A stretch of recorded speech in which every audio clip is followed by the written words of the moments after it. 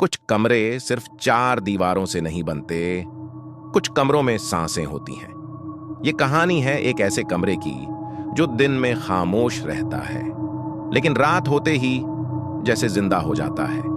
लोग कहते हैं वहां कोई नहीं रहता, पर जो एक बार उस कमरे में सो गया वो कभी अकेला नहीं रहा।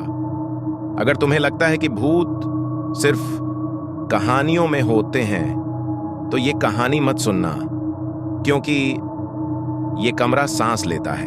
आज की कहानी हमारी इसी कमरे पर है, जो रात में सांस लेता है। एक बार की बात है, राहुल अपनी नौकरी के लिए शहर आया था, लेकिन वो एक सस्ते कमरे की तलाश में था और उसे कोई कमरा नहीं मिल रहा था। तब उसने एक घर, वह पहले ही वह घर देख चुका था। वहां एक बुजुर्ग महिला रहती थी। उसने कमरा दिखाया और कहा, कमरा ठीक है बेटा, बस रात में उस दरवाजे को मत खोलना। राल हंसते हुए, अरे आंटी, भूत वूत से नहीं डरता मैं। हल्की हंसी। फिर अचानक सन्नाटा। पहली रात के 2 बजे। ठक ठक ठक। दीवार के अंदर से आवाज आ रही थी, जैसे कोई धीरे धीरे सांस ले रहा हो। राहुल धीरे। ये आवाज कहाँ से आ रही है? कमरे के कोने में पड़े एक बंद दरवाजे पर गई, जो दिन में वहां था ही नहीं। दरवाजे के नीचे से ठंडी हवा निकल रही थी। राहुल डरते हुए, आंटी ने इसी के बारे में कहा था। हवा तेज हो जाती है। दरवाजे के पीछे से किसी के रोने की आवाज आई। मुझे बाहर निकालो। अगले दिन राहुल पड़ोस की बूढ़ी महिला से मिला। बूढ़ी औरत। उस कमरे में पहले एक औरत रहती थी।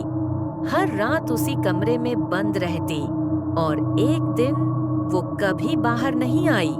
दूसरी रात फिर वही आवाज, सांसें, रोना, दीवार खुरचने की आवाज। दरवाजा अपने आप खुलने लगा। कौन है? कमरे के अंदर एक औरत, सफेद कपड़े, आंखों में गुस्सा नहीं, बस दर्द, आत्मा।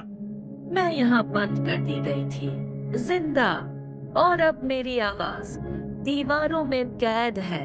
उस औरत को उसके पति और मकान मालकिन ने कमरे में बंद कर दिया था, और धीरे धीरे वो कमरा ही उसकी कब्र बन गया। आत्मा रोते हुए, कोई सुनता नहीं था, अब तुम सुन रहे हो। राहुल पुलिस को सब बताता है। घर सील कर दिया जाता है, लेकिन नई रात, नया किराएदार, वही सांसों की आवाज। कमरा आज भी वही है, क्योंकि कुछ जगहें कभी खाली नहीं होती। अगर कभी किसी कमरे से सांसों की आवाज आए तो दरवाजा मत खोलना। Thanks for watching this video. दोस्तों, कृपया मेरे चैनल को सपोर्ट करें, सब्सक्राइब करें और लाइक करें। कमेंट में अपनी राय जरूर शेयर करें, मैं आगे इसमें सुधार करूंगा।